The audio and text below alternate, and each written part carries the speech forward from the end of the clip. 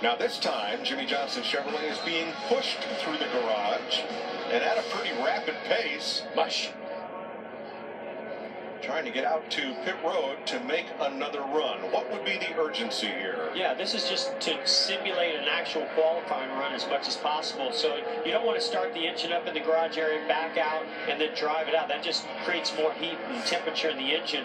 And so this is all about just getting out there and saying, all right, this is probably our final run, or at least our most accurate run. He's been making multiple lap runs, and so this is now the time where they've taped up, cooled the engine down, have everything nice and warm, and this is probably going to be really close to what we'll see out of this car tomorrow. All right, before he rolls off, Chris Neville. And Jamie McMurray, he's hoping to get at least one more run in here. You won this race back in 2010. Right now, just 20th on the board. You've had a fast car here before. Is qualifying a good indicator of what you're going to have in the race, or does it really not matter? Well, at this point, you'd like to have a fast car. And I think that anybody, when you come down here, the mentality would be to have the best qualifying car, so you start up front, and you hope your car will race like that. You just don't always get to have that. And qualifying means the least here of anywhere that we run, especially this weekend, because we do run the duels on Thursday, and that ultimately, dictates your starting position.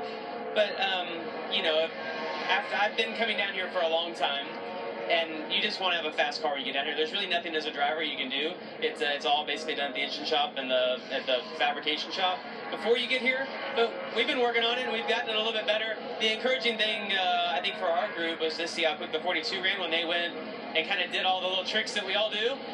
They ran a really good lap. So hopefully, when we do all those little tricks, we run that same good lap. But yeah, our McDonald's Cessna Chevy has been okay. We've got this really cool paint scheme tonight with the Grand Mac on. I like the look of the car, and I think Jeff would contest to the fact that when you show up and you like the paint scheme, maybe you race a little harder. So they did a really good job with that, and we've had a lot of fun promoting the Grand Mac, a little bit bigger than the traditional Big Mac. And for me, that's good, because when I went to McDonald's, I always ended up with a Big Mac and something else because I wasn't quite full. So that was a good compromise, yeah. Well, here's where we're different. Big Mac always filled me up. Vince?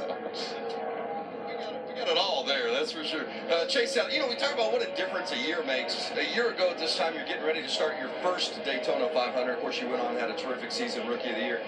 What's it feel like today? How much different does it feel than it did a year ago? I think just that comfort of being around for a little while. Obviously not very long, but a little while, which is nice. So I'm happy to be back. Obviously, Daytona wasn't our strong point last year. Tore up a lot of stuff down here, so I hope we don't start it off that way tonight. Yeah, for sure. Look forward to seeing Chase in the Clash later tonight. Meanwhile, his teammate Jimmy Johnson's coming to the green. Let's ride along here. And you see how he ran that high lane all the way until he got to the start-finish line. Now he's going to just keep it right down on this yellow line to make the shortest lap possible. Pretty good speed there. You can hear the cars really up to speed, traveling quite a bit, dragging the racetrack a bit. It's about the RPM we've been seeing, 83, 8400, probably hit 85 down the back here. What we've seen in some of the other runs.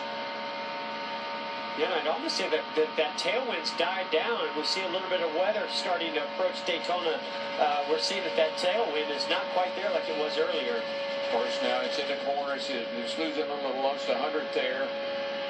Lost another 100 there back, but it's pretty close. Just bouncing around about 100. That's ought to be a pretty good lap. I think so as well.